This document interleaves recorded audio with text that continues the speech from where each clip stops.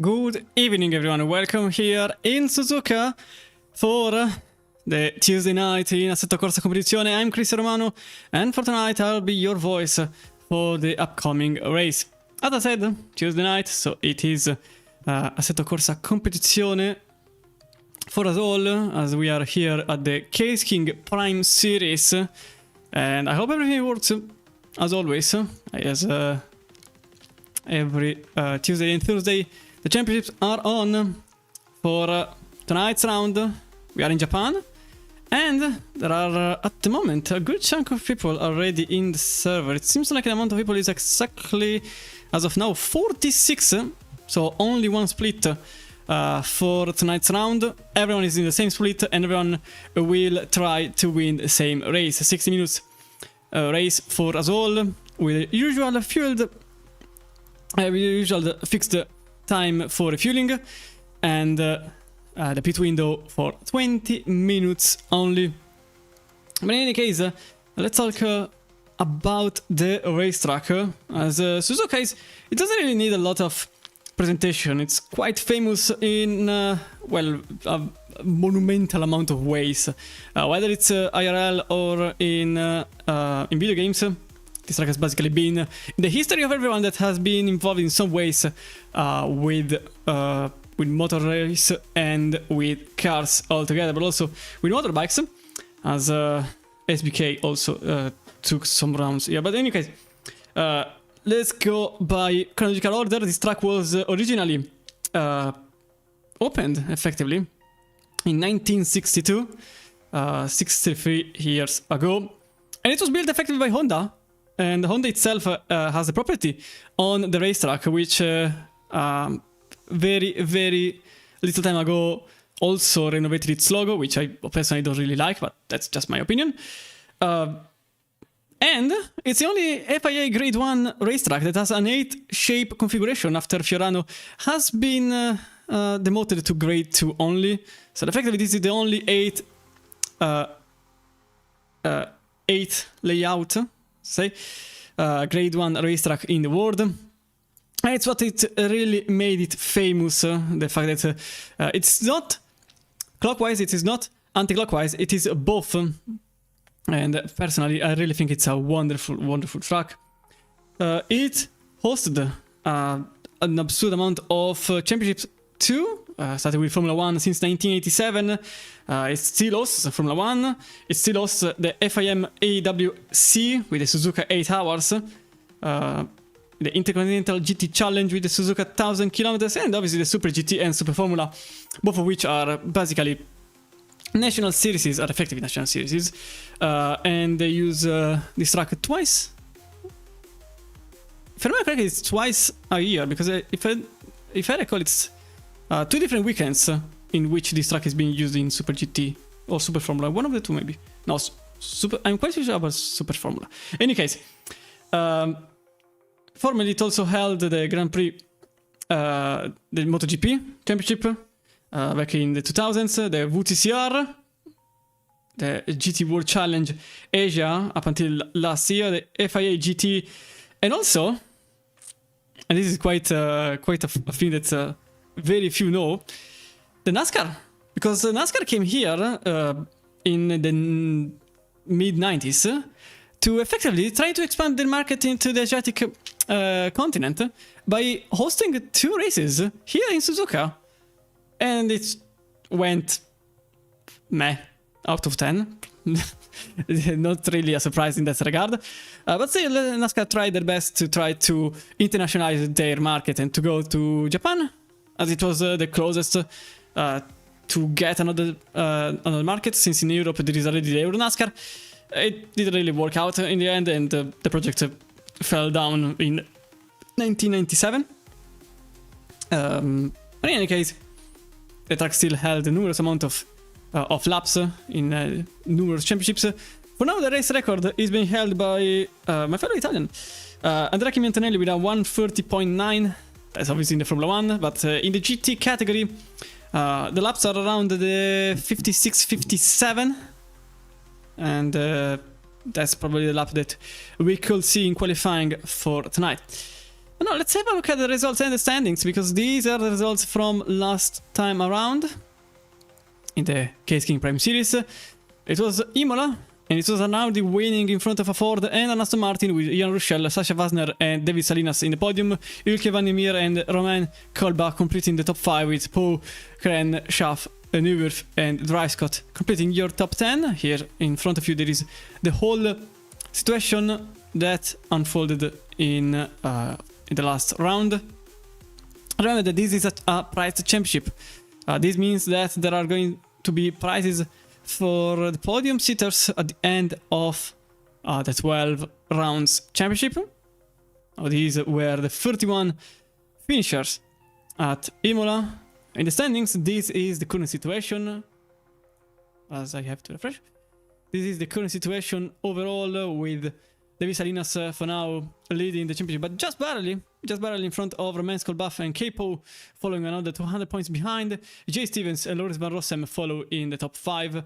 Still, there is a good chance for everyone involved in the top 10 to still crown themselves as the champions in the following rounds. As you can see, only 3 rounds were done so far, with some missing some rounds, but remember there are 2 drop rounds, so it is not a tremendous situation if some were not involved in all of the rounds.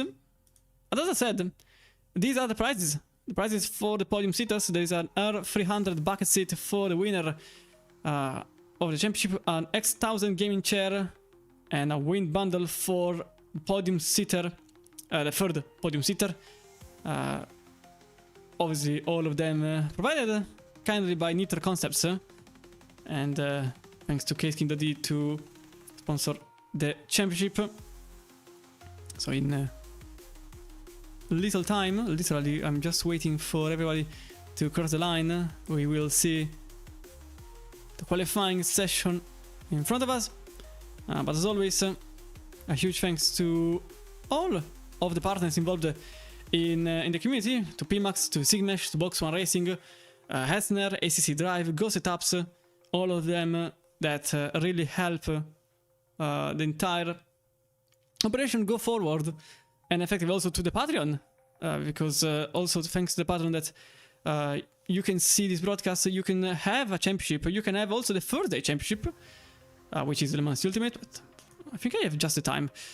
So this is the current championship layout in Assetto Corsa Competizione. We are in the 4th round.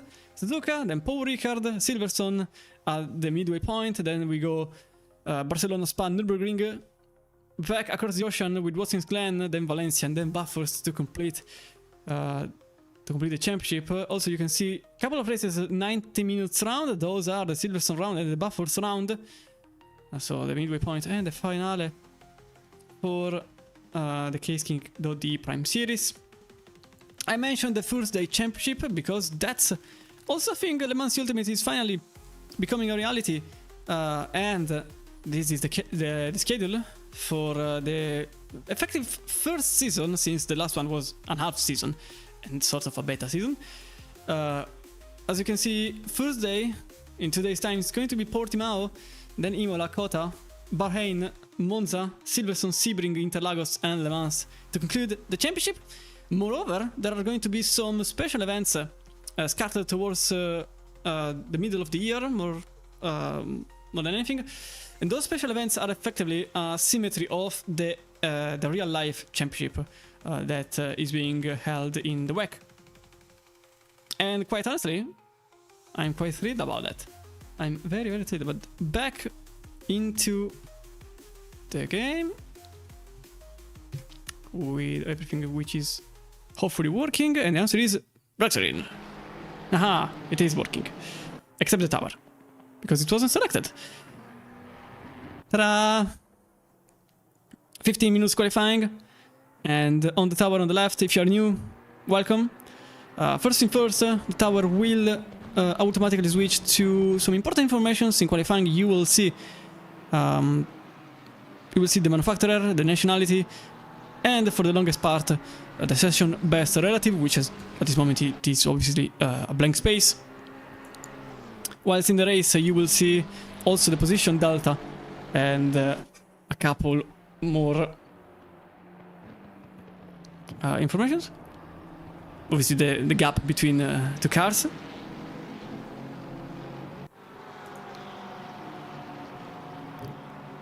Cars for now going over the bridge to hit the tires. 18 degrees, no, sorry, 16 degrees, I can't read anymore. 16 degrees is the temperature of both air and track. And the very first car that will be our effective spear is going to be McLaren number 27, Rafael Schwarz on the wheel. And we can go for attack journey. So, turn number 1 and number 2 are banked, slightly banked, and you have to brake while turning. You have to aim for the outside curb there, and then back into the inside. Second gear is preferable, but also you can use the third one, and that's first turn, which is 1 and 2. Then we go into the S's, 3, 4, 5, 6, 7, all in consecutive order. You never have to really change gear, but you can do it. Personally, I also sometimes do it from third, second to just have some more rotation on the race car. And then we go into diagonal 1 and 2, which are turn 8 to turn 9, and that's just enough to remain on track, I think. Over the second curve, slight mistake there by Schwarz by lifting off a little bit too much. And then we go into turn 10 and a hairpin, turn 11, back into first gear, slowest part of the circuit, where you reach only, quote-unquote only, 70 km per hour, or even less, if you're in traffic. Then you go into turn 12 to approach spoon curve, which is turn 13 and 14. You aim for the tarmac part on the right. And effectively, you coast into turn 14. Straight line, which is not really a straight. And these are the old pits too, and 130 are the most important part of the circuit, since you can spin and crash into the wall. A couple of cars with blue flags on. You aim there for the brake mark on the left, the very last one. I think that's a cut for Schwarz. That's the final chicane at the Casio triangle. 16, 17 and 18 to then end the lap. And across the line, that is 2-minute 1, but it was not a valid one. Alexander was actually the first to submit a valid lap time. I just need to change a thing, because I just noticed.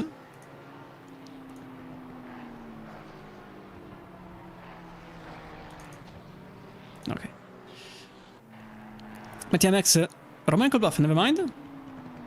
Romain Colbluff, no, not even. Eric Delfante.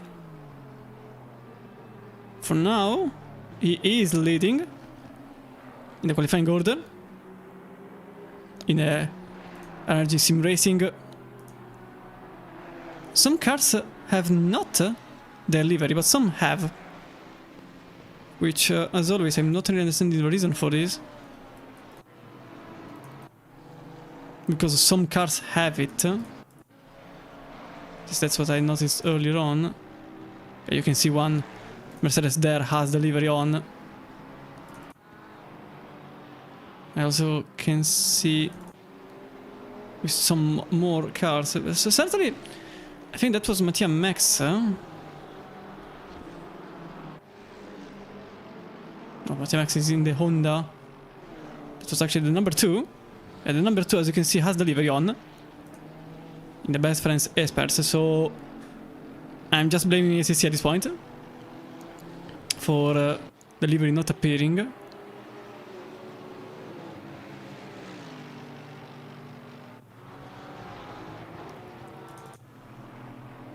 Very relevant for now in the energy sim racing.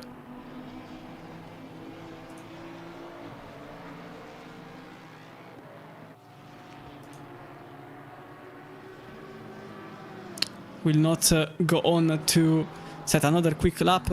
David Salinas nearly there in the Moonblack Racing team. Slight up over the curve, but it's still a valid lap. To not be a pole lap. which such a Wagner could be able to afford. Salinas goes over the line to ultimately set a slightly quicker lap, 4th fastest one, but then Sasha Wagner goes over the line to set the quickest one in the 1 minute 57.6.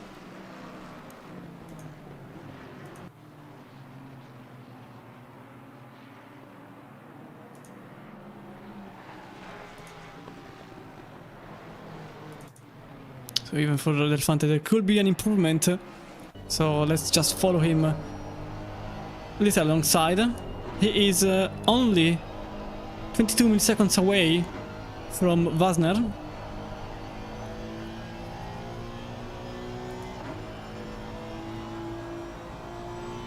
So I think there is still a good chance for him to make an improvement. 7 minutes and a half to go.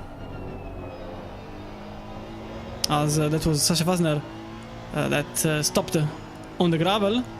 Still some time to go for these drivers as Seifert goes 14th fastest.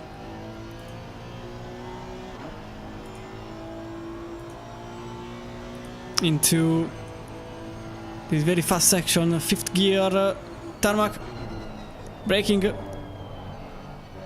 slightly on the limit. But as always, these drivers need to be on the edge every single time. And that 10th that he has gained into second one is still being held by the Italian driver. Into 130R as Capo goes second quickest, 57.670. Only 10 milliseconds off Wagner. But Del Fante just cut the chicane in a very, very optimal way, and matter of fact, he goes over the line, and that's going to be a purple lap with a 157.440, 2 times quicker than the German driver in the Mustang.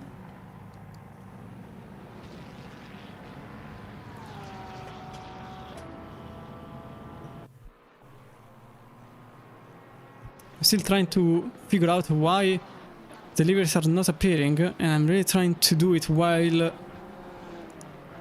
keeping an eye on the qualifying sessions. The number 30 is now back into the pits.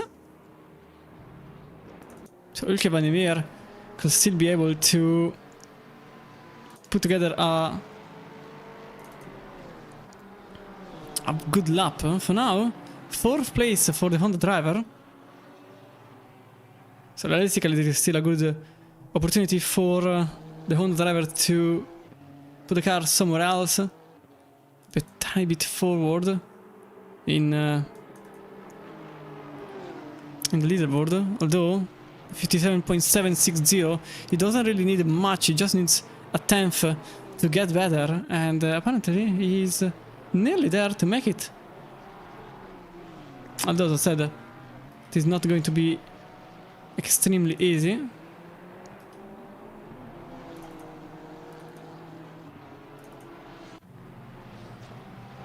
For Vanimir in Dutch nationality, and matter of fact, it was an improvement, 7.32, but it wasn't enough to get in front of Paul.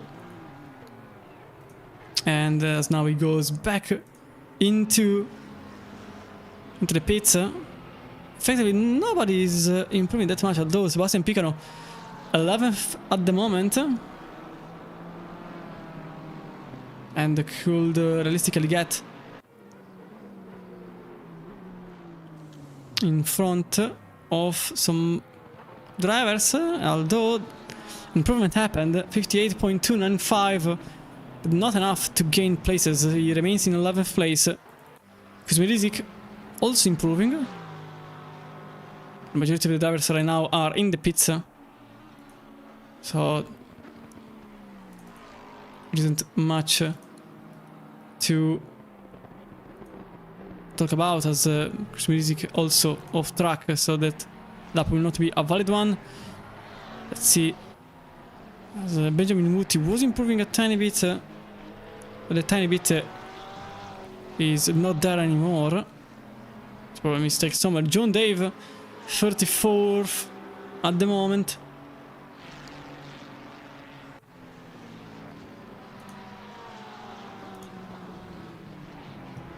And on the verge to make some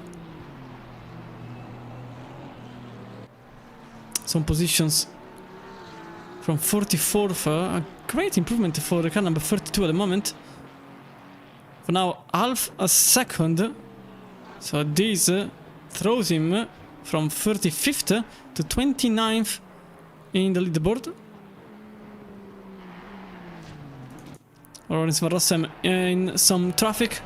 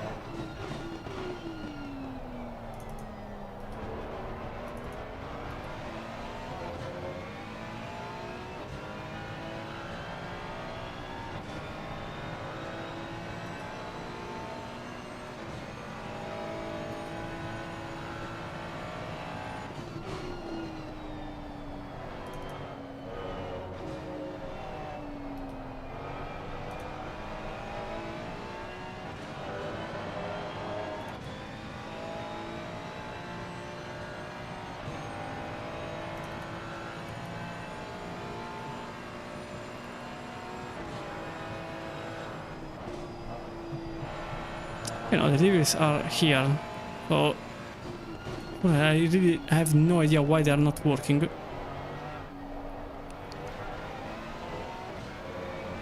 And for some reason, ACC is just not letting me see them. As Rossum goes across the line to remain in 12th place, as the number 5 doesn't improve in terms of position. Lap time improved, but 58.350 was not enough to get out of 12th place.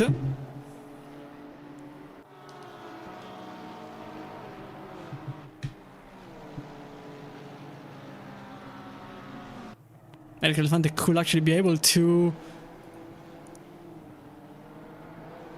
put the car somewhere else. Well, somewhere else is a bit difficult to consider. He's already first in the classification, but with the last 35 seconds to go, some people can still improve. And Elefante is definitely one of them. Just to be safe, he wants to improve even more. As Miguel Silverio jumps into 13th place with a very last second improvement. Eric Elefante now across the line to improve even more. Purple up 57.327. But he's still not over with it. He could still go on. But it does. It probably isn't needed, as Wasner is not going to improve for 3 temps unless something happens.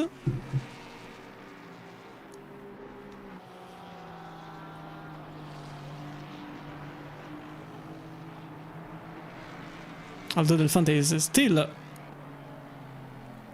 in his lap times and still possibly improving, but again, it's probably not needed.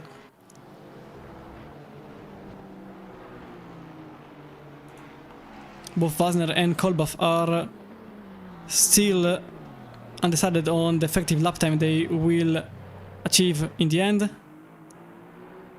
Lots of cars going into the pits for one final time or over the line to try something different. Wasner improves, but not enough. 57.532, 2 temps off for the German driver, who will not improve. Kolbach in the McLaren is now in... No, he remains in 8th. by 2 milliseconds only. Can't overtake Jay Stevens for 7th place. As Capo... Oh, there's probably some impeding. Very unfortunate situation as the V12 gets in the middle of the way and Poe cannot improve. So that's just third. Well, just third is not really a bad one, but it could have been second maybe. Who knows? Schwarz goes into 19th place, improving by 6 places in the very final lap time, and that's qualifying done for us all.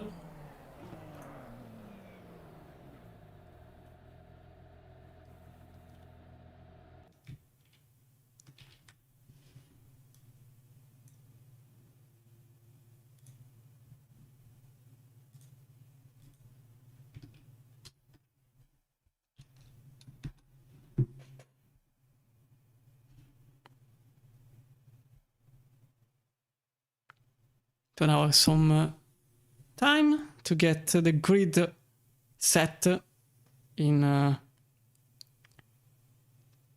the website. So then we will go through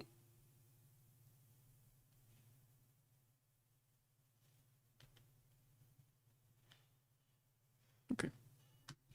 I think right now, apart from the fact that I still have to go. Okay. It's better. As you can see, 1 hour to race our drivers. I think we can already go into the grid. Probably. Just to be safe. Yes, it is 157.235 for Delfante as Pasner. Second place in 157.532 for the number 3. Number 2 is in third place with Capo in the Best Friends Experts with a 57.6. Ilke Vandermeer sits in IX Racing Team in 4th place as Mattia Max follows in position number 5 in Alpha Racing Team Honda. Then we've got David Salinas in the Moonblack Racing Team number 8. 7th place for Jay Stevens in the Strider Motorsport Lamborghini. And the Huracan Evo 2, which will be substituted by the Revuelto. Romain Skolbach, 8th place for the McLaren driver and 9th for Sebastian Picano. With Kuni per GT Karting in 9th place, just in front of Fatih Sankaya. No, Sarikaya, police. Michael Frey follows in 11th place as the Swiss is just ahead of Lorenz Van Rossem. A bit of a low-end qualifying for the Belgian driver in the Unicorn Racing Ferrari. We've got Kieran Dryscott that follows in 13th place. Miguel Silverio 14th for LK Motorsport Racing as Diego De Marco 15th place for the Ferrari driver, the Dopamine Racing Team. 16th place for Richard Seifert in Apex Predator Sim Racing. Following behind it is Michael Washi in the car number 12. The Austrian will start just ahead of Norbert Posen. 18th place for the number 31 with Hungarian the setup 159.007. Number 27 in 19th place for Rafael Schwarz in the Apex Predator Sim Racing. And then we've got Jens Pludeman in position number 20, car number 14. German will be ahead of Michael Kuzmirizik in position number 21. Position number 22 for Michel Dijkstra. It's a McLaren driver in the car number 19. The Dutch driver will be in row number 11. Row number 12 for Darren Anderson, car number 33. And Benjamin Nuti in the car number 22. The Porsche driver will be ahead of Willie Hubbold in 25th place. Follows behind Eric Temple in car number 34. In the 10 years old Lexus. Lucas Poschke 27th place for the car number 36. As Alexander is in 28th place. Paco Rodriguez follows in position number 29. Car number 28. As the McLaren sits in front of Paul Losada. No, Paul Losada, sorry. Max Petrenko follows in 31st place. Row number 16. With Mario Hoffman 32nd. The Color Works Racing Team. John Dave follows in 33rd. Car number 32. The Moonblack Racing Team. And Andras Bergs 34th place for Speed and Power. The Hungarian will be ahead of the car number 20, Sven Deher. 35th place for the German driver.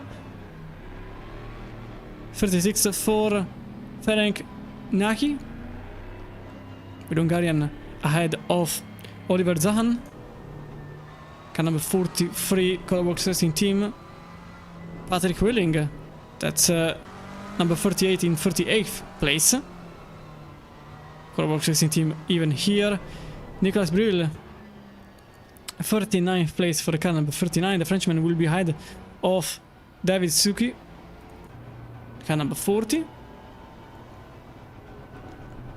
The Hungarian starting ahead of Stefan Kozebek in the old Aston Martin V12.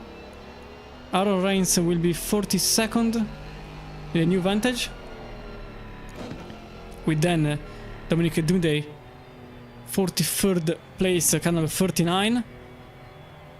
In the Porsche 911-992, Igor Shtenko, that's 44th place for the car number 35, with Michael Lepeugeot in 45th place. 46th for Philip Nutz in the Mercedes AMG. Then we've got Ivan Tillmany. No, that's Bascock in the Iron Racing Mustang. That's Ivan Tillmany. So driver from Luxembourg. Start for Kozebek Racing Team in 48th place, 49th and last for Ignas Astaskas without a lap time. That completes the 49 record field in split number 1.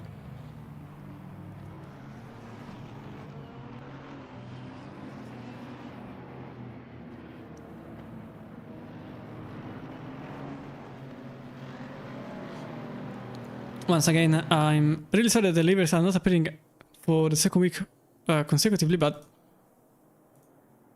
I have not found the issue, simply put.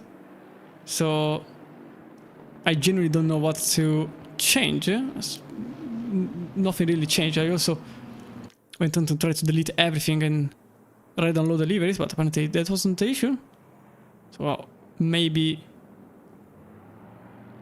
I will try to just delete the game entirely and just recreate every folder, because at this point the problem is somewhere else that I can't find.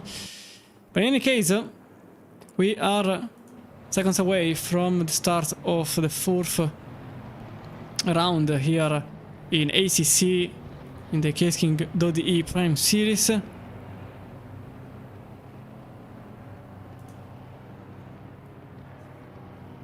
As somebody disappeared in the leaderboard and reappeared. I have no idea who that was, but now close to the green lights.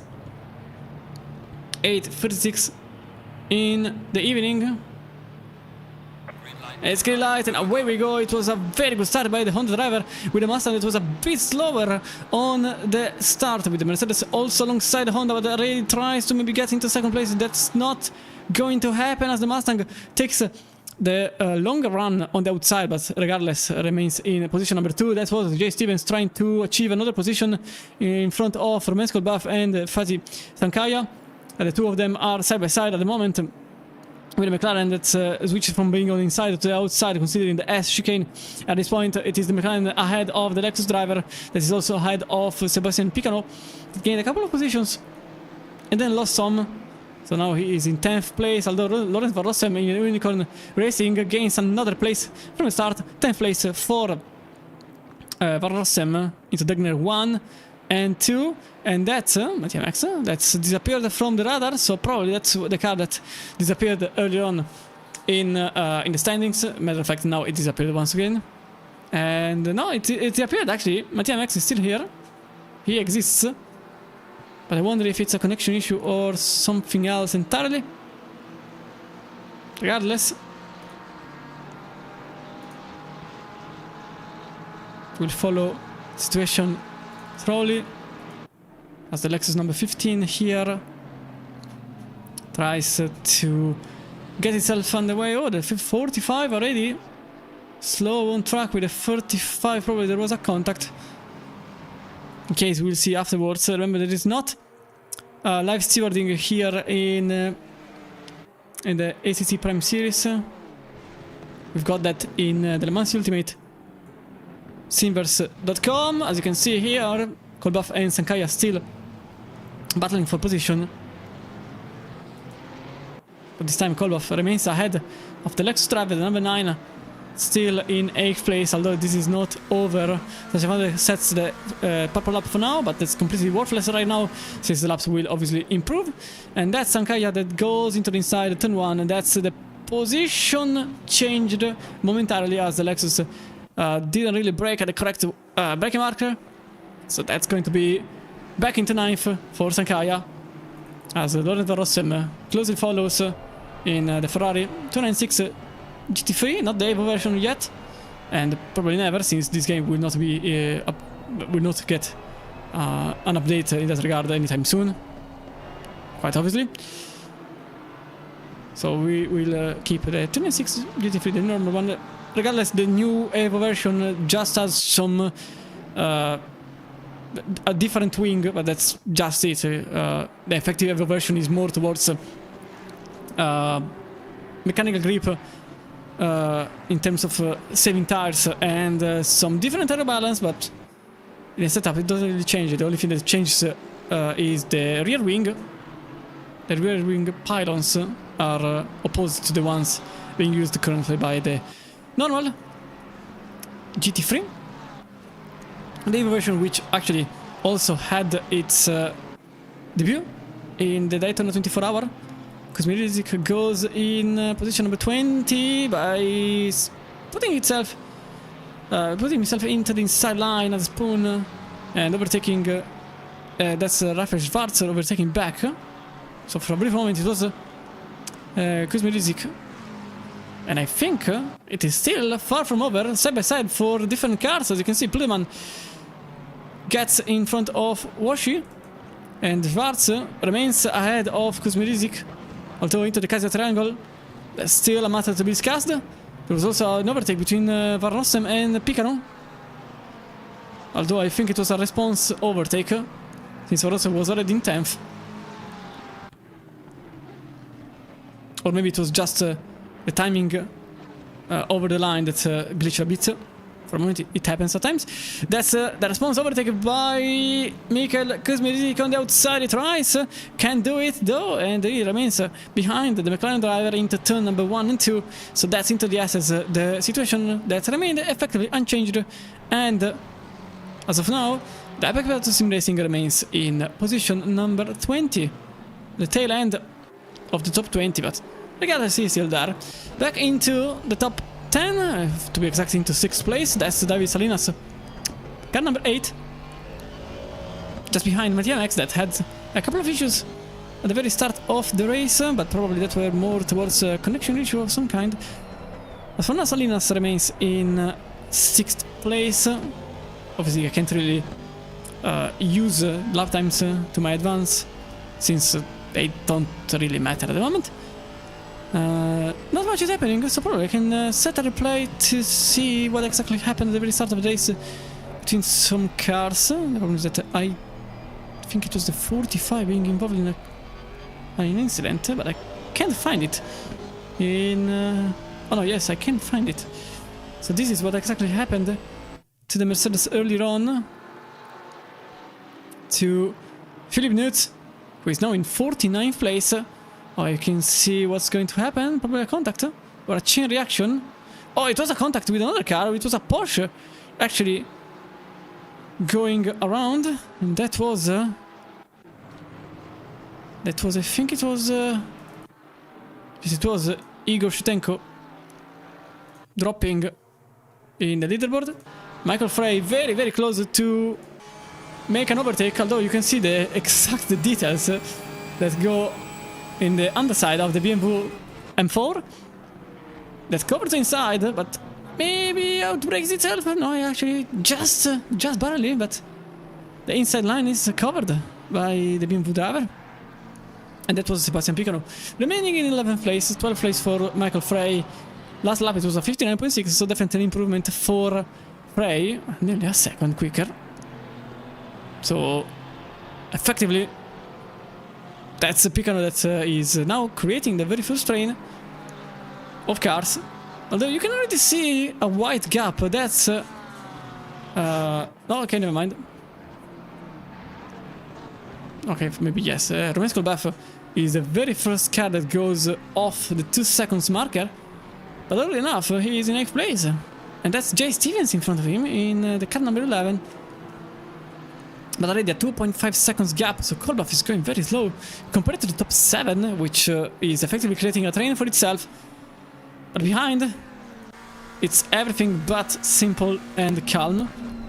Michael Frey is still very close to his objective, rival, position that he is trying to achieve. Kuzmerizik is still on the offensive, by the way, as number 18 overtakes for the 5th time Rafael Schwarz, but very likely this is going to be a definitive overtake, since I can already see the McLaren probably went a bit too much on the outside and lost some terrain. Prudeman and Washi, that's Washi that gains the position, Prudeman, number 18. And behind it was... oh, it still is Dijkstra and Anderson battling for position with McLaren. Yes, it is the McLaren on the inside. And Mustang that was nearly off in the Kaiser Triangle. The number 22 behind, that's the Porsche. Number 24 and number 22 in 24th place for Benjamin Mutti. And there was a cut-off. There was an incident actually between Hubble and Porsche. We will see that in the replay afterwards. But first, let's see how it evolves here in the number 22 that remains where it is. So that is the 24th place for now for Benjamin Wood. Oh, never mind. Mustang wait a bit outside the number 33. But still, oh, there is a contact. Oh, the car is off. Car is off, spinning. And on the gravel. Some places being lost there. With an incident that happened between Temple and Mutti. With Mutti that's lost effectively 5 places as the McLaren passes forward. That's Paco Rodriguez in 28th place. So 2 different incidents happened at the very same time, basically. It was the one between Hubble and Porsche. Hubble in the car number 25. And this was the incident that happened with the car number 36. It's the 140R or the Casio Triangle, one of the two. Although I suppose it is the Casio Triangle. Oh, that's the Ferrari going very wide. Going back on the racetrack. Oh, it's actually the BMW that braked on the grass and hit the Ferrari on the approach of the Casio Triangle. So that's what exactly happened between the two cars. Unfortunately, the Ferrari was the one that lost the most by going for a 360 move into the wall, unfortunately. And lost 5 places. And probably some tire wear too. 50 minutes to go. 1/6 of the race already done and dusted.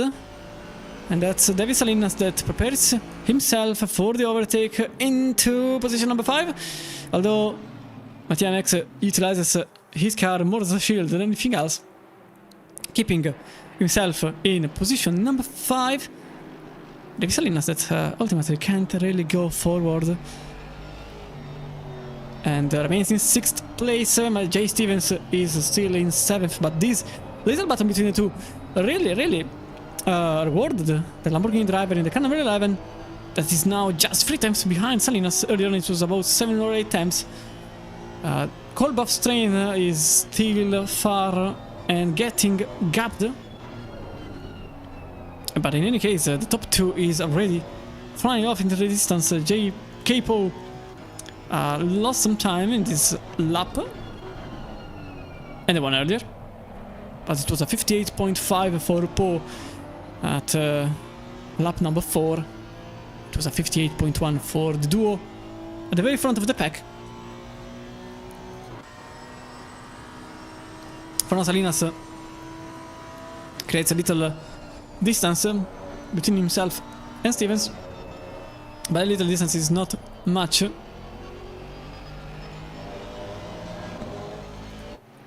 The Honda is still ahead of the Aston, and Stevens following 2.5 seconds behind Romain Skolbaf and Fatih Sankaya.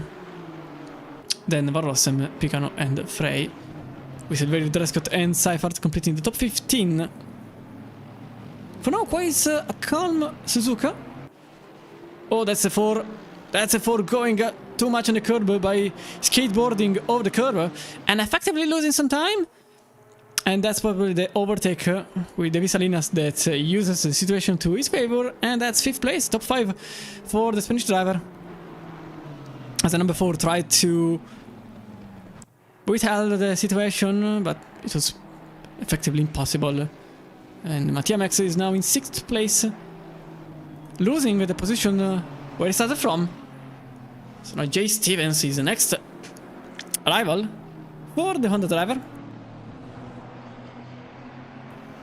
You can see into the assets how the situation evolves. In the remaining of the racetrack, we've got Benjamin Muti gaining back the position on Paco Rodriguez at least, so 28th for Muti. It's a long way to go to get back to his original position, which was in 24th place, being held by Eric Temple right now. Oh, into the hairpin, as you can see, we've got Stevens, 59.1 at the last lap, 59.3 for Max, 59.2 for Salinas. So while those two were battling, Stevens didn't really gain that much. Probably to keep some distance, maybe to keep the tires. The man Stevens in Kyalami, he tried to go for a very different tactic of just not changing tires. That eventually led him to lose some terrain. But who knows, that maybe he wants to try again the tactic in his Lamborghini Huracan. Last lap for all of the drivers, that is going to be set in some seconds. Oh, that's Stevens, never mind. That's Stevens over the curb, nearly crashing. Nothing really happened. So 8.2, 8.3, 8.5 for the top 3. Then we get into the 9.0 for Van der Meer, 58.5 for Salinas, so actually literally quicker than Capo in 3rd. Then back into the 59s with Mattia Max and Jay Stevens, 59.1 for both. Then Romain Skolbaf, 58.5. So this is going definitely better for the McLaren driver right now. Sankaya 9.2, then 9.1, 8.4 for Sebastian Picano. So number 13 could still be in contention for at least the top 10. Who knows, maybe even more towards the end of the session. Then 8.8 for Michael Frey, 9.4, 9.9, 9.7, 9.5, 9.6. And effectively then it's just going slower and slower. Although I can see an 8.9, that's Michael Washi in 18th place. And I can't really see any other surprising lap times. So as of now, Michael Washi is effectively the one that surprised the most, while being basically in the backyard of the field. Still in front of him there is a huge lane of cars that has to be overtaken. So I wonder if the Lexus driver will go into the pits in 5 minutes time, so about 2 laps and a half, so it becomes 3 laps. Because yes, there is a 20 minutes window to get into the pits. That spans from the 40th to the 20th minute to go. And realistically we will see some drivers going very early on, mainly to avoid traffic or to get into clean air. But obviously the flip side is that you may encounter traffic. And consider that this time it is a 49 cars. Oh, something happened. Oh, Schwarz.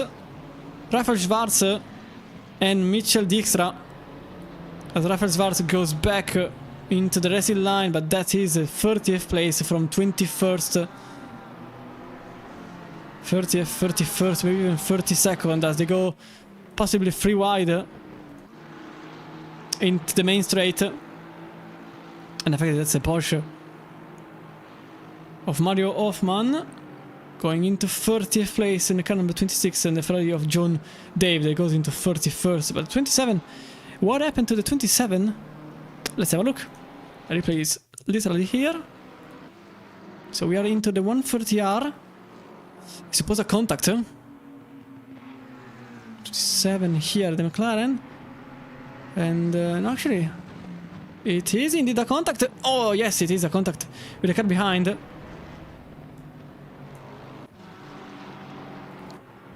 As Mattia Max? What happened to Mattia Max? Oh, that's a disconnection. Mattia Max, a disconnection for the car that was in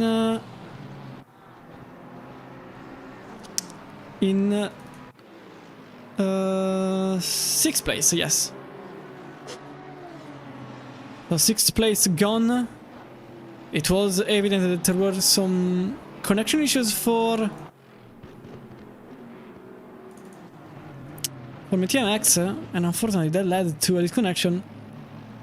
So effectively already one of the protagonists of the race is off the rails, quite literally.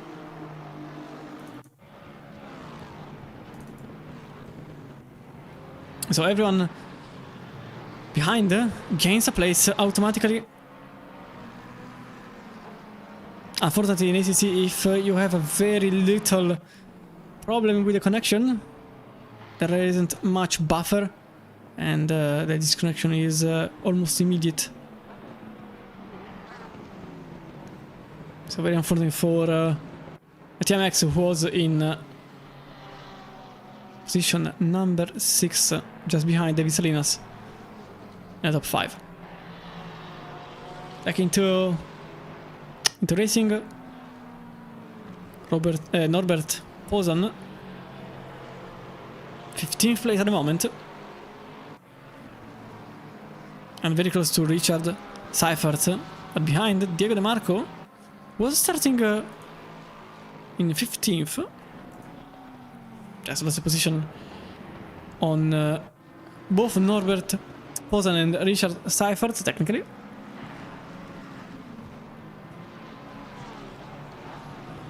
But Italian for now remains in 16th. Lot of cars on track, so as I was saying, there could be some hesitation in going into the pits early on, mainly because that's a car off. That's Petrenko off into the barriers, into the Armco barriers. What happened to the car that was in 28th place? Car number 37. All on itself, it seems like.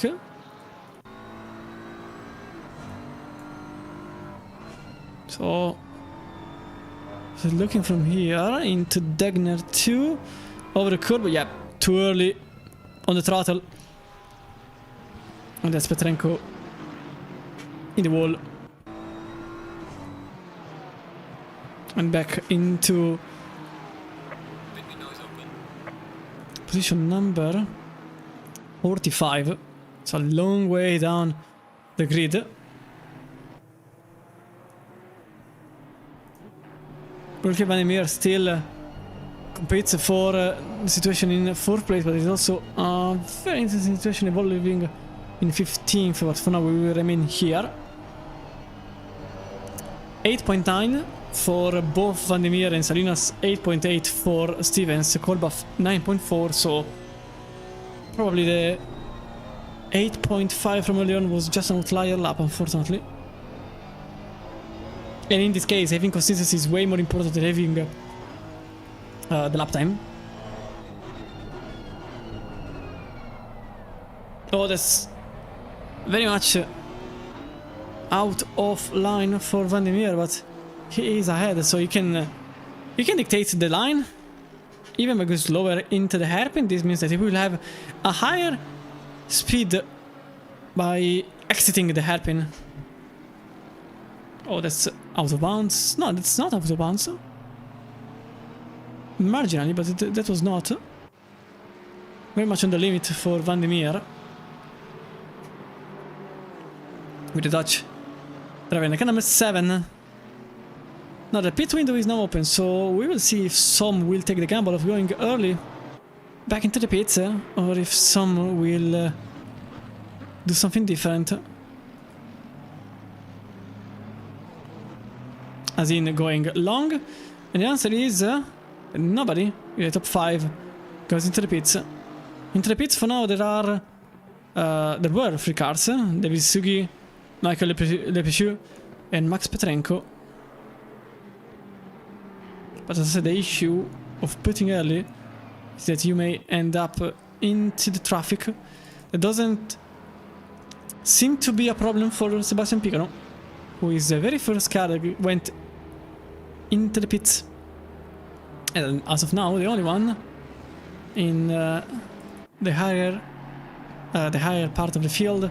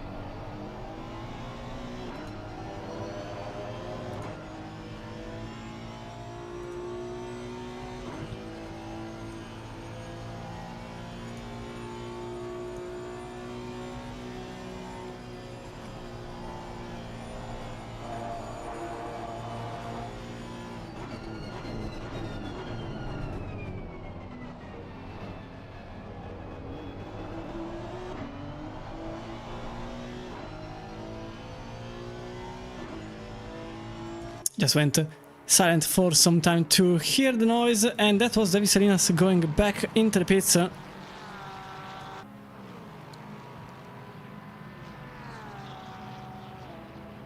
To see the change right now.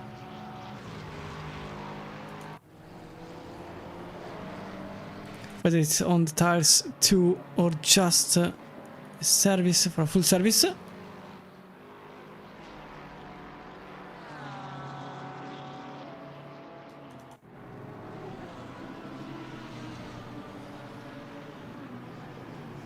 But regardless, as for now, Jay Stevens in 1.3 seconds behind.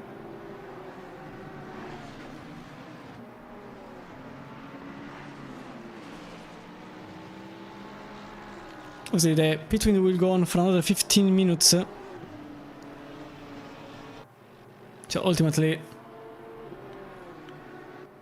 this is probably going swimmingly for some drivers. Michael Boschi, 13th place in front of Norbert Posen.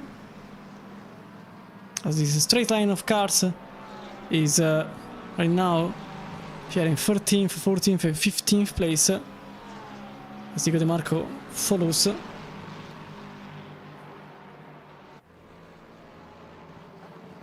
We are very close to everyone going into the pits. But that is Diego De Marco losing the position probably on Michael Kuzmirizik, who overtakes the Italian driver.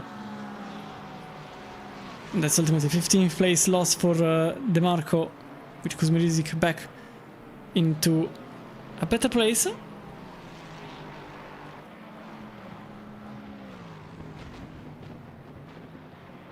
Also Hoffman on the offensive, as Paco Rodriguez loses the position on Hoffman. Although in 140R it's a bit difficult to make a move. McLaren was very much on the outside, way too much on the outside. And by doing so, 3 positions were lost by Rodriguez. Numerous cars in the pits, for now just 3. And a 4th one joins the situation by going in the pit lane.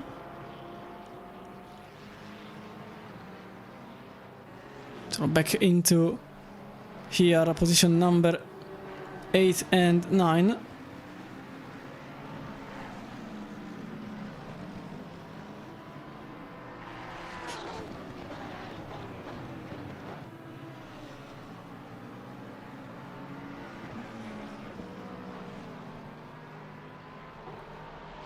Number 6, that is just behind the Unicorn Racing number 5. So with still 5 minutes to go in the pit window, there are still 6 flyovers that can be done.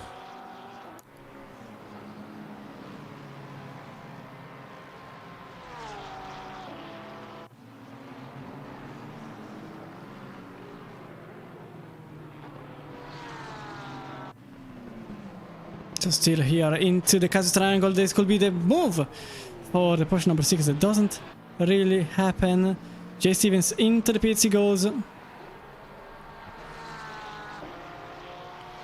And that is the Lamborghini driver that sends himself into the pit lane.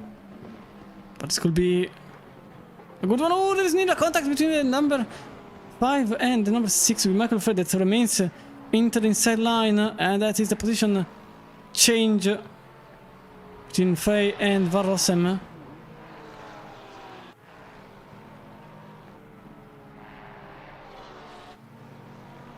Also the cars still have to go into the pits.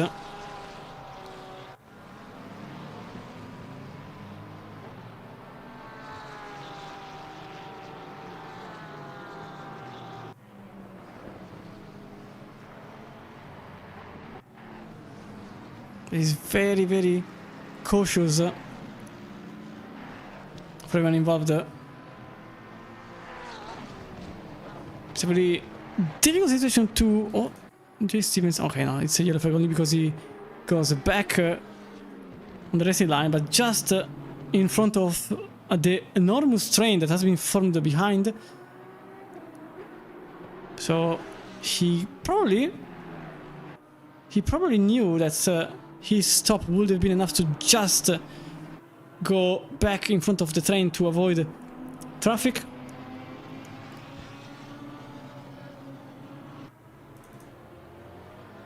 So that's probably going to be...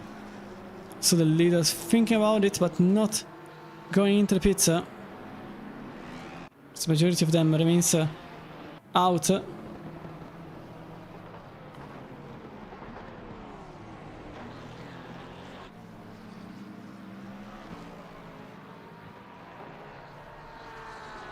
Set 05 just changes idea at the very last second.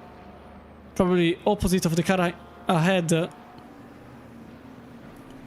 But it was very close to the wall for Van Rossem. Skriven Dreiskott also follows. A lot of cars this time follow, as we are at the midway point. Those are Feti Sankaya, Romain Skolbaffer, Van Rossem, James Pludeman goes forward. So that's Kieran Dreiskott, Norbert Posen, Ksuberizik, Anderson, Muti, Howald. A very huge chunk of cars are now into the pits.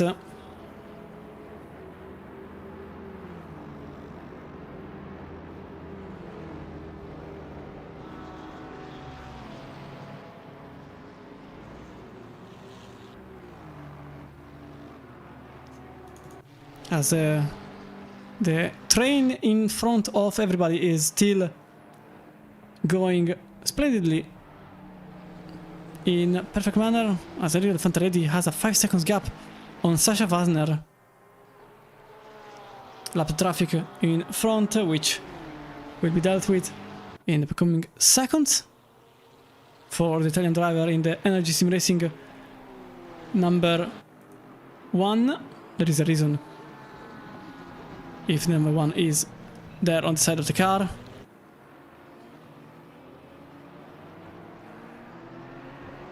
And matter of fact, the number 1 goes back into the pits, probably understanding that lap cars will be too much of a hassle. So everybody is into the pits now. Capo also follows Panemir. Probably Frey at this point, just as his rival went in. So that's what happens for the number 6. Silveri will be the next in line to have to make a choice. And the choice is the same as everybody else. Back into the pits for the number 10. Michael Walsh will probably follow at this point. So it's just a matter of who is going to be the exception to the rule. In Hunter, car number 24. Then Hoffman. I think at this point it's just everybody with the same tactic. So same goes for the number 26. Sven de Herre. Aaron Reigns is the only one that continues on, as another car actually goes on. That's Patrick Wheeling. The cars in the middle are all lapped cars, as Eric Delfante is now back in the front of the field, with Sasha Wasner just barely ahead of Kaipo, as Wasner was slower into the pits, 45 seconds stationary compared to 42.4 for Po. As many other cars are back into the field, especially Van Rossen, that is just barely ahead of Sebastian Picano. Although Picano was quicker, 41.9 seconds stationary only. But just a handful of cars remained out. Those are Aaron Reigns, Patrick Wheeling, Anders Bergs, and Frank Ferenckeneggi, with also Stefan Kozubek in 16th place. Everybody else went into the pits. It could still be the battle for position between the two, as the Vitalians also goes ahead of Anders Bergs, but the car didn't stop yet, so probably that was just oh, that's very, very, very difficult for Capo to make an overtake there, as there's a car in the middle of the way. Oh, there's an incident! And that's a BMW going into the wall, as Capo made contact with that car.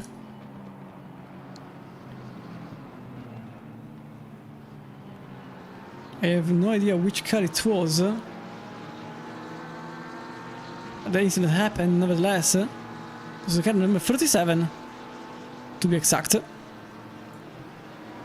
As Wasner is also about to overtake Patrick Wheeling. Still, there is some discussions in the making, probably because Wasner thinks that the McLaren will go into the pit, which Wheeling does. And so still the battle on between these two for position number 2. Sasha Wasner on the inside goes with Paul on the outside. Still into turn number 1 and 2. Who is going to be ahead of the other? And that is Ulke van der Middels into the wall. I can see yellow flags for the Dutch driver in the car number 7. Whether it was a spin or a tailpin into the gravel, or even worse, into the wall, we will see afterwards, as the number 7 is now back into 9th. There was a contact with David Salinas, as the Dutch driver is now in 9th from 5th. So let's have a very quick look at what happened to car number 7.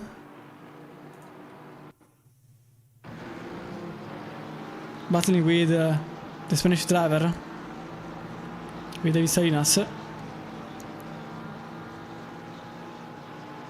So that is the Aston into the inside. No, it wasn't. There wasn't enough space. It was just a half spin for the Dutch driver. Considering where it was, I thought it was something even worse. As also Fatih Sankaya is now ahead of Berex. And Marco overtakes Michael Woski for 16th place.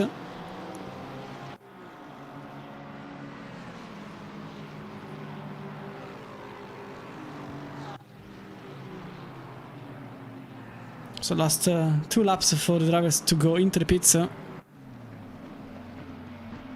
Berex is effectively the only one that remains in the full list of drivers.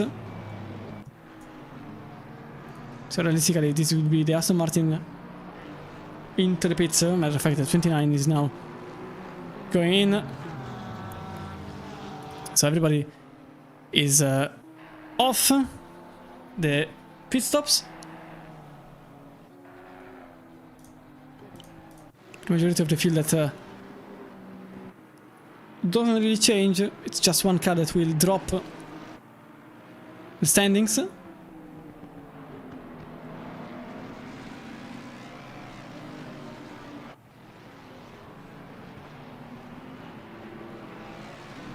Although the pit will still go on for another 2 minutes.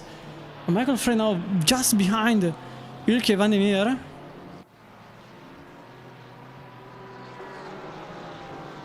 For 8th place.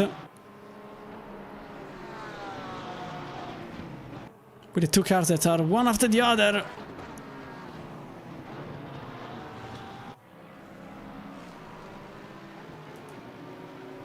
And it's... Oh. But that's unfortunate.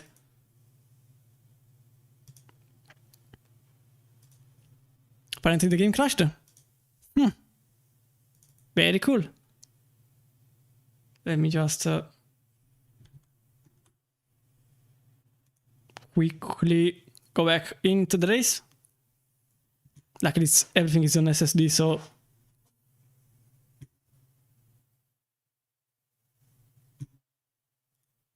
everything should be okay. To be... Come on. Please move. Okay. Start list, LAN server, please move, please move.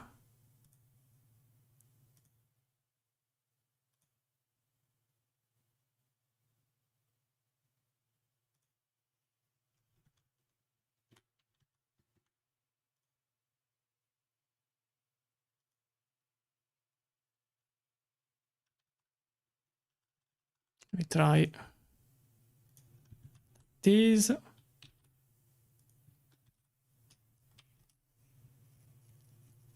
Thank you.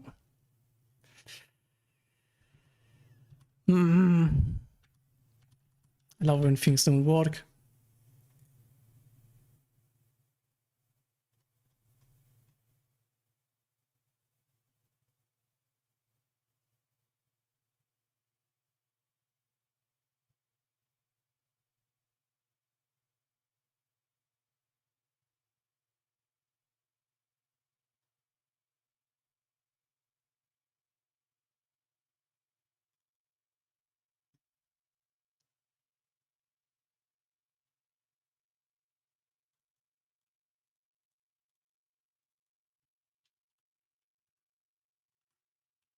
It was too good for once that everything was working correctly.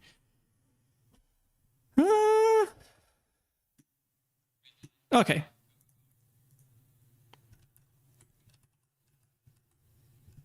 Now give me back ACC TV. Connect.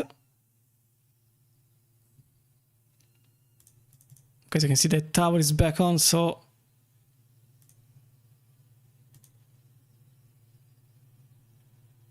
signals are completely useless now. And let's go back to see if everything works again. And apparently,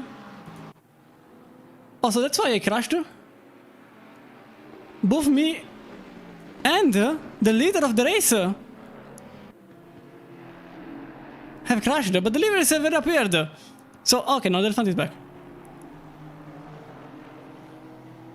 So I have no idea, probably something happened because now the liveries are on. So my... at this point I just think that the game recognized the fact that, oh wait, the liveries are on. I have no idea at this point.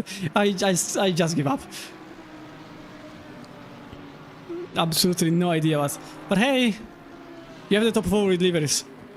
Enjoy. Nothing really changed in the making, by the way. Also in the standings, nothing really changed. At this point, don't look at the position delta on the bottom right, because they are not useful anymore. Yeah, apparently, I suppose the game understood that the liveries were on. That's the only thing that changed, so... And actually not even for all of them. The majority of the liveries were also really the same, so... I don't know. I really have no idea. In any case, Suzuka is still in second place in the RFM Esports, number 3. Luckily, everything went back into the usual.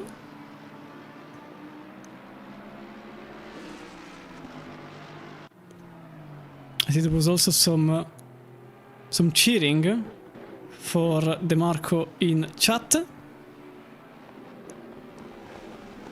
who is currently in 15th place in the Dopamine Racing team. He was starting in 15th, so effectively he is still in 15th, although we have to remember Mattia Max that disconnected from the session. So theoretically this makes the amount of people that disconnected out of 2, with me comprehensive. And the Italian here is just in front of Norbert Portan and Michael Kuzmirizik, 16th and 17th, but both of them are quite distanced behind.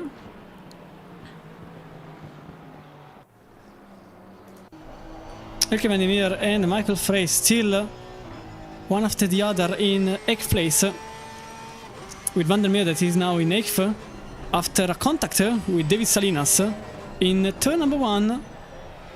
It seemed like a racing incident in my mind, because Salinas was trying an overtake in a very difficult place without Alpha car alongside, but at the same time the Honda driver didn't really do anything to avoid the crash, as in closing the door without really looking at that point. So probably it was a racing incident, but regardless, remember the penalties are not applied.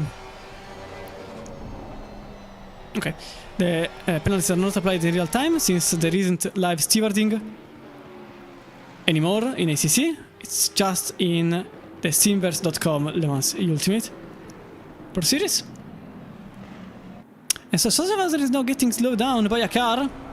Oh, that's a problem. That's a very good problem for Wasner. As you can see, the Mercedes was not really helping the Mustang. If anything, it was helping Capo in the very same race car.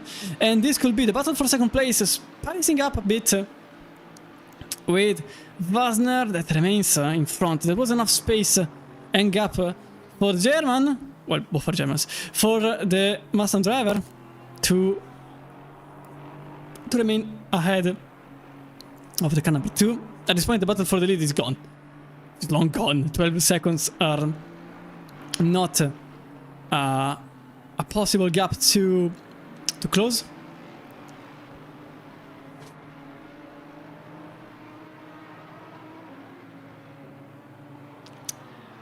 And nevertheless, Eddie Del Fante, last lap 57.9, he was the only one into the 57s. And his best lap, 57.7, still unreachable by basically all of the field. Only Wasner came close to that purple lap with a 57.910. Nobody else managed to even set 57. That's how The Italian has been absolutely obliterating the field as Kosberg goes on the right in the V12 to let the leader pass by. Stefan Kosberg in the car number 46. Oh, that was the leader? Just twitching a bit, maybe? It was just my eye? Yeah. Anyway, Paul Luzada in the pits, in the Bentley. So something happened to the Moon Black Bentley. Not really sure. So number 30. Doesn't seem like anything happened. Michael Frey. It's still not over here. We'll keep an Emir's last lap was a 58.560.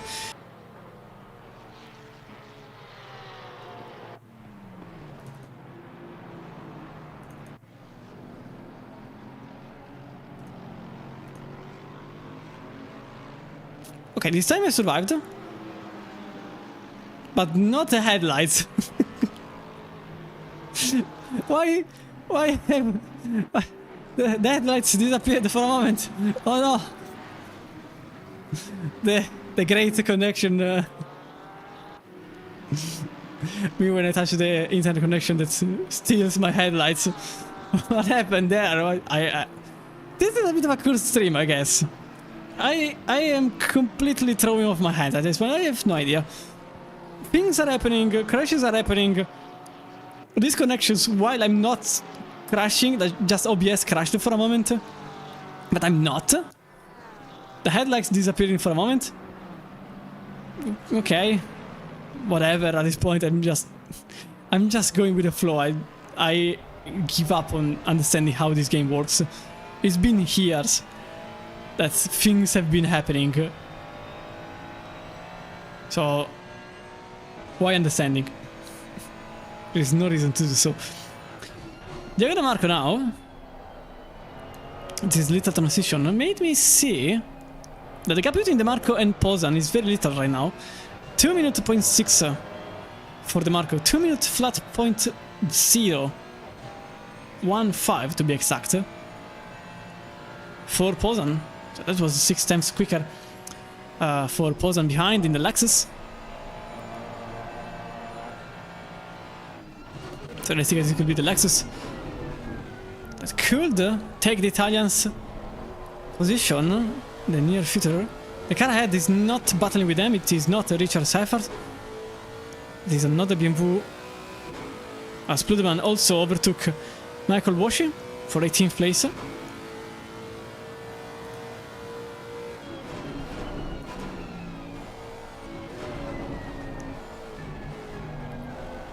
.9 for De Marco, 0.3 for Pozan, so clearly something changed. Michael Washi here.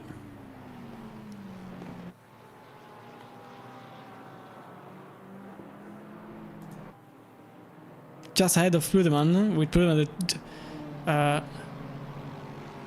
that's a completely overtake on the car number 12, Michael Washi. 48 and 14 had the terrible fate of losing the headlights.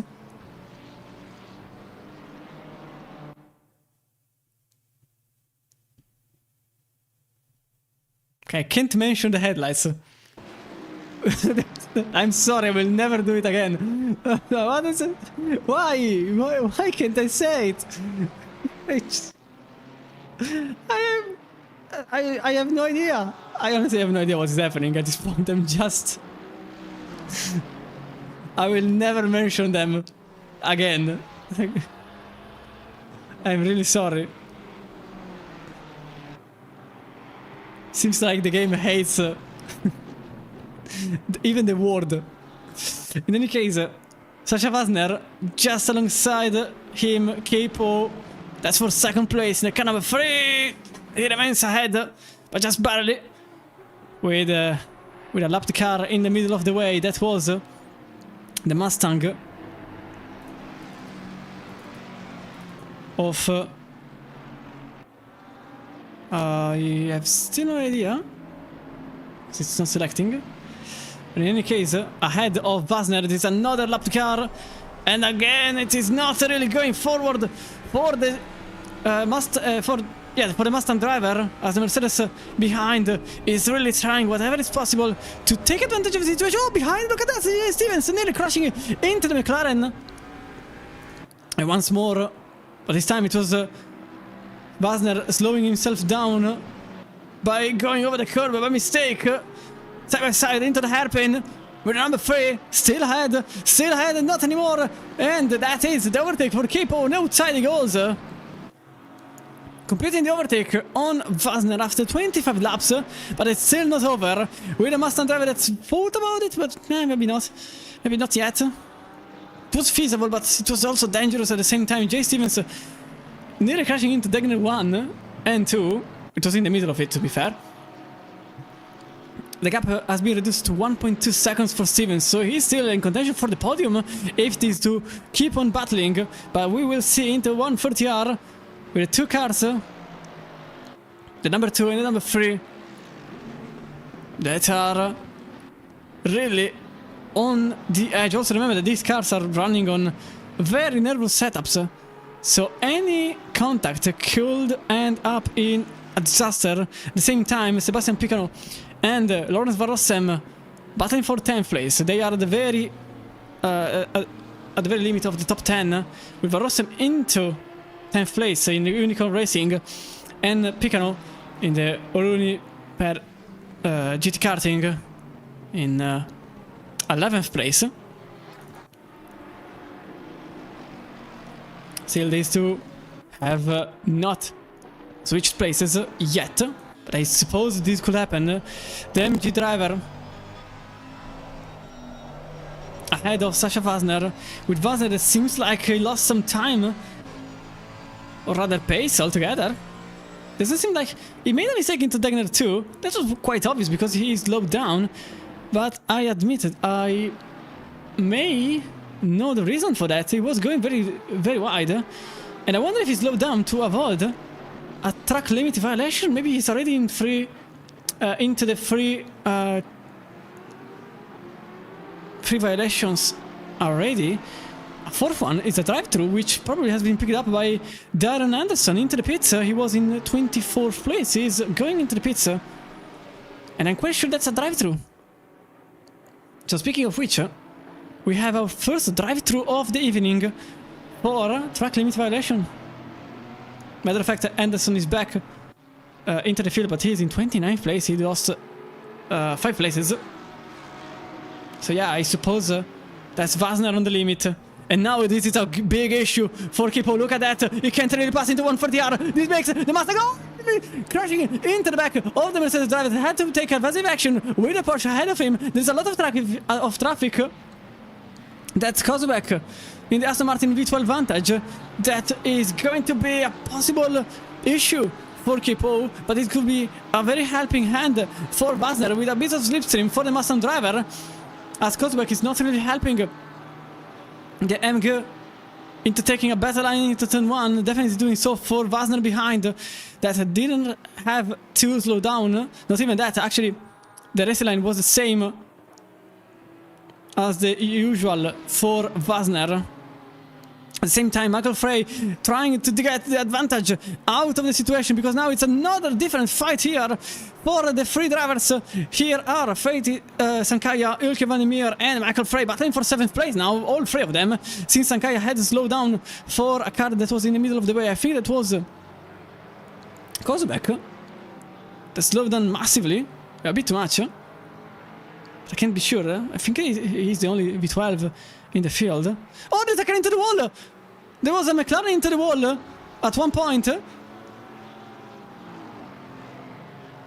now it's still a freeway battle. This was the car number 47, I think it was the car number... Oh, 43, apologies. It was Oliver Zahn crashing into the wall by himself or by a helping hand. We will see afterwards in the replay. Into the hairpin, side by side, Michael Frey and the Jaguar alongside. That was the number 42. That was a Mustang, apologies. It seemed like another car of Buzz Koch. As the number 6 is still... Oh, Oh, never mind, alongside this time. And that is the overtake between Michael Frey and Nulke van der Meer.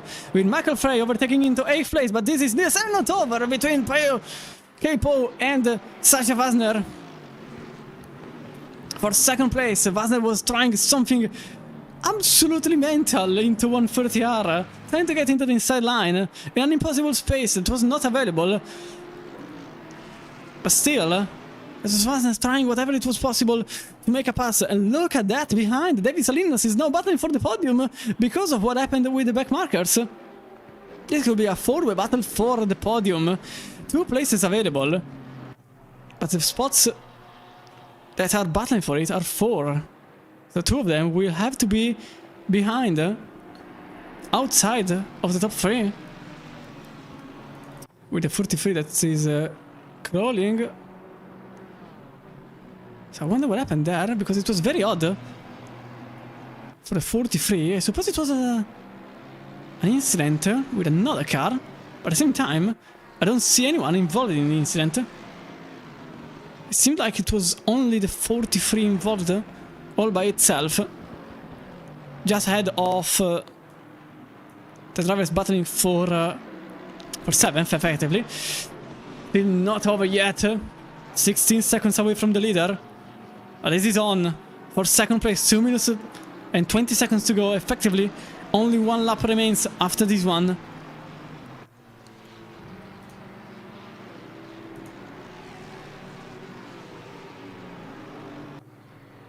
The Italian that will take the white flag in about 30 seconds time. But these 2 that are still not over with it.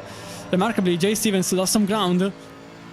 Even with whatever happened earlier on. Not much, only 15 milliseconds, but still.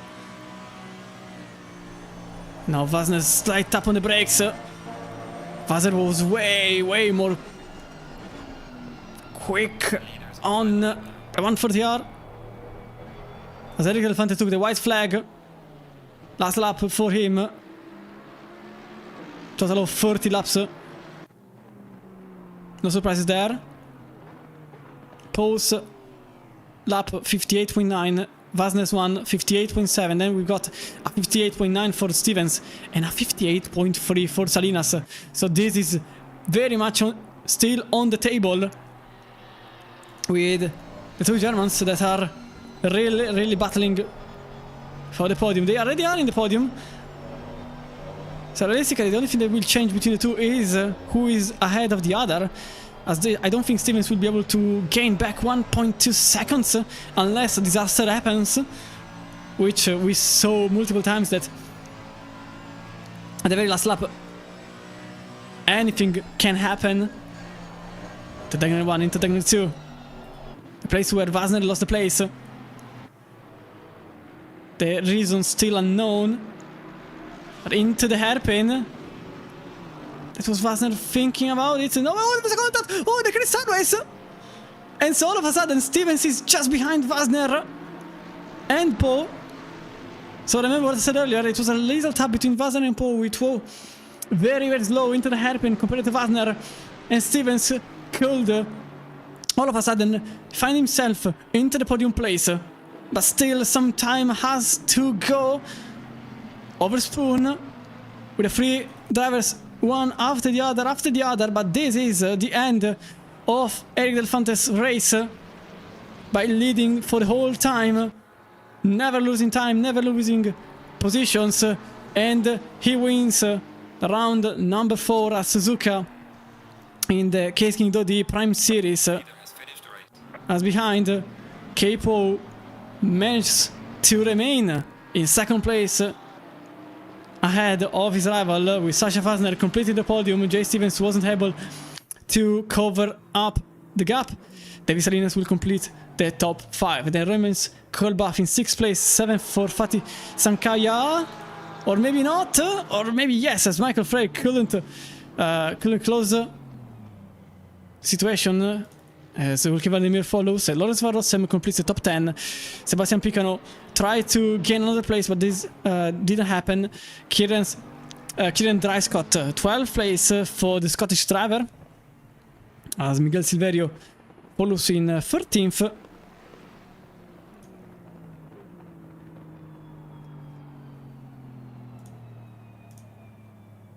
Richard Seifert and Diego De Marco completed the top 15. Norbert Pozan, Michael Kuzmizik completing 17th place, put them in 18th, 19th for the extra, 20th for Woski. Something happened to Alexander at the very tail end of the race, as Benjamin Mutti completes in 21st, 22nd for Eric Temple, 23rd for Mario Hoffman, just there, but not there in time, 24th for Alexander. Something happened there between himself and Woski, we'll see now. Schwarz in 25th, John Dave 26th place for the Ferrari driver in front of Lucas Poczke, also him in 27th in the Ferrari 296 GT3. Then we've got Sven Dreher, Aaron Reigns, Patrick Welling completing in 30th place, Nicholas Breuil for FNK completing in 31st, and Davis Sugi in 32nd and last in the lead lap. Then we got Nagy, Berex, Shutenko, Kozubek, Dumday, Koch, Anderson, Tilmany, Newts, Petrenko, Lebichu, and Oliver Zahn. I'm still questioning how that incident happened early on, but still, let's have a look at what happened to Alexander. Car number 24. So let's have a look. So he is in the Ferrari in the Verstappen.com livery. Was a Lexus in the middle of the way. I suppose a back marker. And oh yeah, that's what happened. And that was, I have no idea which car it was. Oh, the 12. Seems like it was the number 12. But I'm not entirely sure it was. Since the number 12 is... oh, yeah, probably it was... oh, it was Michael Woski. So probably not. And then Oliver Zahn, the car number 43. So this is what happened. So yeah, this is exactly what happened in front of the field. He started to go into the grass by himself, and somehow everyone managed to avoid him. Some more than others, never mind.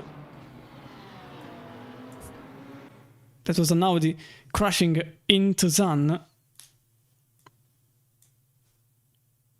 And in regards of penalties, I think, well, yeah, nobody received a drive-through in the end.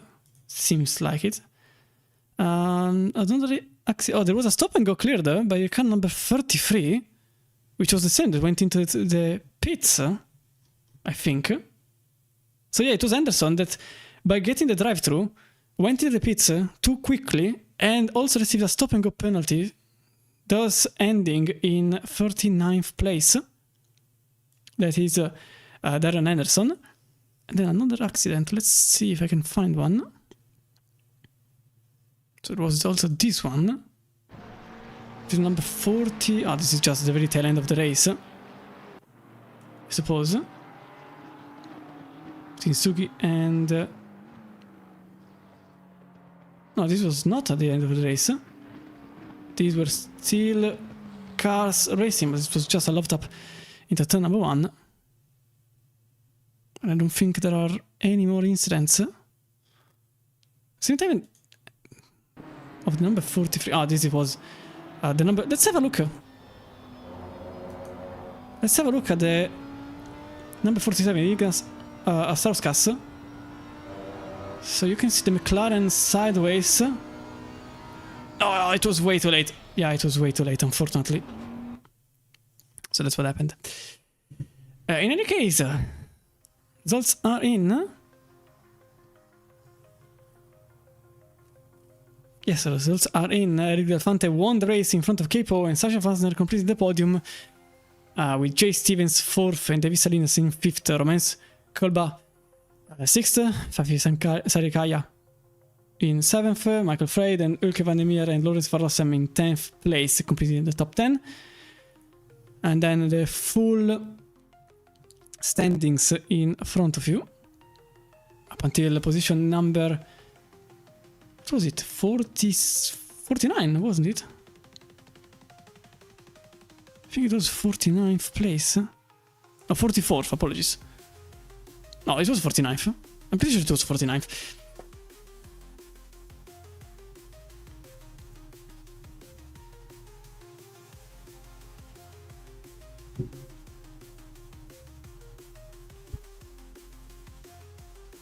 It was 49 cars in the full field with exactly 44 completing the points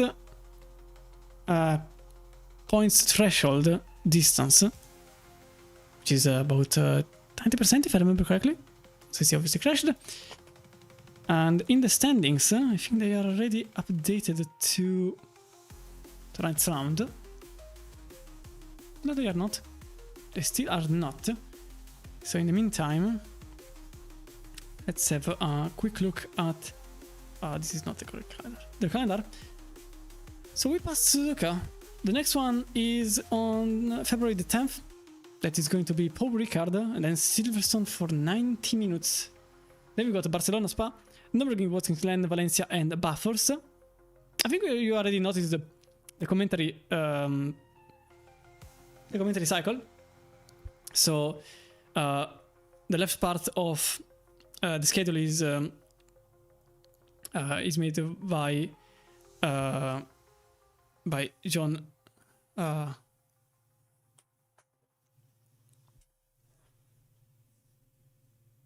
Okay, it's made by John, and the direct part is made by me. But in the prices, this is the most important part. These are prices for the podium sitters: an R300 bucket seat for whoever wins the championship, an X1000 gaming chair for whoever arrives in second, and a win bundle for whoever completes the championship in third place. All of them brought by Nitro Concepts with Case King.D in the Case King.D Prime Series. And then in the standings, let's see if they have been updated. Not yet. That's unfortunate. Wanted to show you the standings, but regardless, I think David Salinas remains ahead of everybody still, with Capo that in third probably jumps a couple of places. Shortens the distance, certainly not jumps a couple of places. That means that he would be ahead of the competition already. Yes, I know the time, but I don't think it's going to be updated anytime soon. Yeah, that's unfortunate. On Thursday, on this exact Thursday, we will be in Le Mans Ultimate at Portimao for our hypercar and the GT multi-class competition. Then it's going to be Imola, Kota, Bahrain, Monza, Silverstone, Sebring, Interlagos and Le Mans. That is until April the 2nd. And even that is a prize championship with coupons at simverse.com with a 1,250 euro coupon by Trustmaster for the winner, a 750 euro coupon at Simverse by Next Level Racing, and a 500 euro coupon at Simverse by Moza Racing. Obviously, thanks to simverse.com to be also partner of our competitions. Let's have a final chance at standings, which are not changing. So at this point I will just give up. Sometimes unfortunately it takes some time to update. I think these... Okay, never mind. It doesn't go forward. But that was all from me, Chris Romano. Thank you all for having been here this evening. It was a wonderful race for all of the 60 minutes, apart from those 3 in which the game crashed 3 times for a moment. Somehow. I hope you all enjoyed tonight's race. And have a... Oh, these are the new results. Look at that. Actually, it was correct, huh? No, it was not. Okay, no, maybe I was correct. David Salinas remains in the lead of the championship with Romain Skalbaf and Capo, NJ Stevens and Oliver Rossum. So effectively the leaderboard didn't change, apart from the gaps being less than earlier. But now with the effective standings updated, have a good evening, good night, wherever you are in the world. Stay safe, and see you next time. Bye.